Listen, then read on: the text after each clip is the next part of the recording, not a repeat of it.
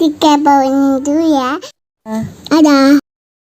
Teman-teman di klinik layanan bisa jadi pionir untuk ini gitu. Lalu kalau ini nanti masyarakat bisa ditangani dengan teknologi yang terkini seperti ini, ya tentu merupakan sebuah manfaat yang sangat besar. Ya kalau misalnya nanti teknologi ini bisa juga diterkait dengan baik oleh asuransi sosial maupun asuransi komersial, ya sekarang asuransi komersial sudah bisa tentu saja. Ya ini merupakan hal yang sangat menguntungkan buat masyarakat. Saya kira itu nanti mungkin mengenai teknis dan lain-lainnya biar teman-teman klinik layanan nanti yang menjelaskan lebih jauh. Saya itu. Terima kasih dok.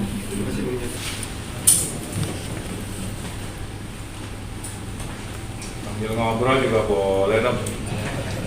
Kaku banget. Ngobrol dok, mau bincang-bincang dok. Bincang-bincang dok. Bincang-bincang gitu. Kelihatan bincang-bincang. Saya ucapkan selamat datang dok, selamat siang. Sekilas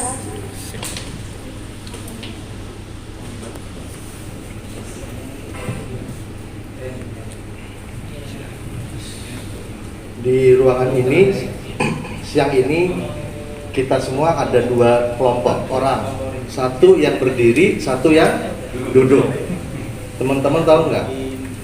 Ada bagian tubuh kita yang sama-sama kita gunakan, baik berdiri atau duduk. Kenapa kita bisa tenang berdiri? Kenapa kita bisa tenang duduk?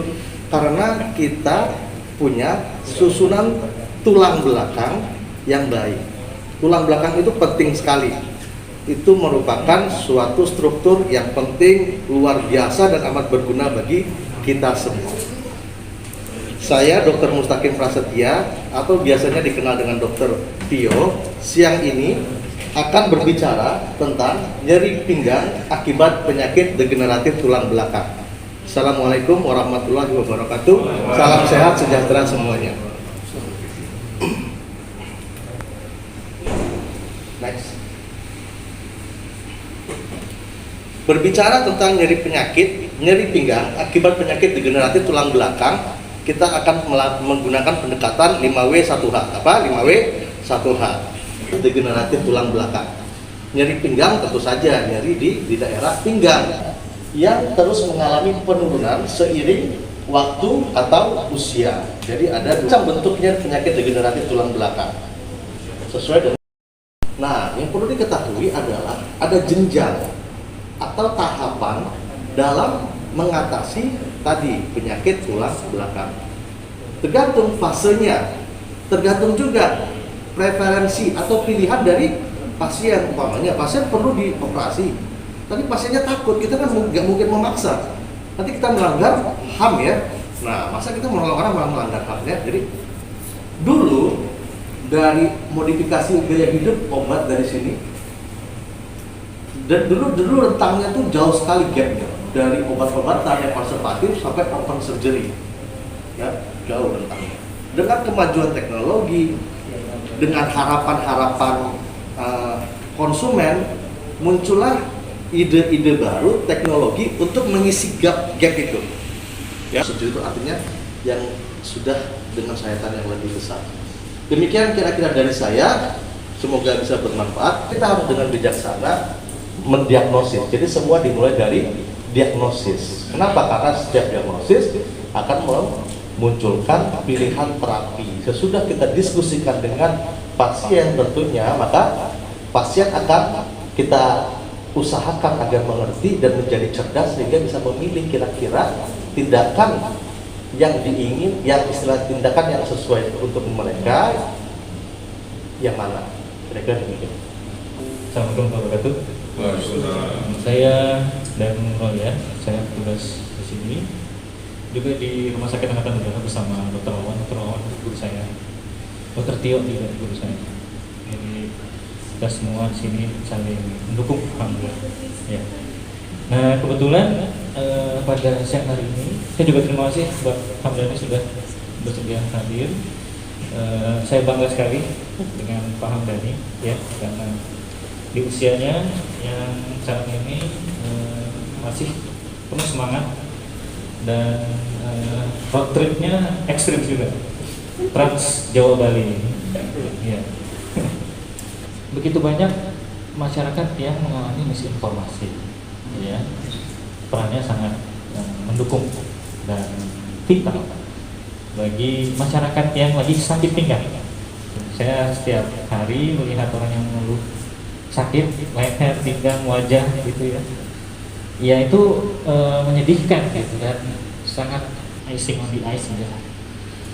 Berkenaan dengan biportal endoscopic spine surgery, kalau kita bicara biportal, kan menurut saya juga kalau bisa berlebihan karena ini sangat memberi angin segar buat saya, terutama dalam rangka memberikan pelayanan pada pasien-pasien, sehingga pasien-pasien telah dilakukan tindakan itu bisa langsung beraktivitas. Kemudian sekiranya si diskus ini sudah, atau bantalan tulang ini sudah dinilai tidak berguna lagi, artinya cuma bikin penyakit aja, bisa diganti dengan titanium. Itu kita juga bisa capai dengan tindakan biportal endoskopik. Itu saya kira itu keunggulannya. Sementara untuk percutaneous endoscopic lumbar disectomy yang bisa dilakukan hanyalah mengambil diskus atau bantalan tulang yang selip dari samping saja. Jadi di luar itu dia nggak bisa, terbatas. Gitu. Nah kemudian ada lagi tindakan namanya percutaneous stenoskopik lumbar disectomy. Jadi setelah PLD ada PSLD, kemudian baru ada PLSS. Nah, dia ini bisa mengatasi jepitan saraf akibat penebalan tulang muda antara tulang ya yang dari belakang, gitu.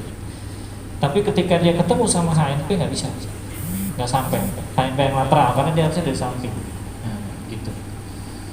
Terus kalau kita misalnya si bantalan tulang ini ternyata sudah tidak bisa dipakai lagi, dan PSLD nggak bisa mau gantinya, gitu, karena aksesnya nggak cukup.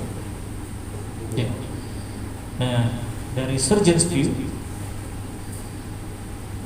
si biportal endoscopic surgery ini secara teknis lebih simpel daripada si percutaneous endoscopic PLD, gitu. Dan alat-alatnya itu bisa kita pakai alat-alat konvensional seperti membuka open surgery, alatnya sama, gitu. Jadi yang kita pakai di misalnya di operasi terbuka tulang belakang kita pakai tang, kita bisa pakai tang yang sama di tindakan biportal endoscopic. Kalau PLD kita perlu alat yang khusus didesain untuk PLD-nya sendiri, gitu. Jadi saya kira itu ya keunggulannya. Saya sih itulah cukup 85 juta. 85 juta. Ya. Apa lagi dari pertanyaan? Udah ya? Saya kira udah cukup ya Mas ya? Seperti itu, apakah harus ada license khusus itu si dokter tersebut baru boleh melakukan metodologi base ini atau biasa aja? Sebenarnya di pendidikan kita bersaraf itu diperkenalkan endoskopi. Jadi tergantung dari si lulusannya ini lebih minat kemana, ya. Jadi dari situ kita sudah diberikan kewenangan untuk melakukan tindakan. Tinggal kita aja yang harus bisa mengembangkan diri, gitu. Saya kira sih itu.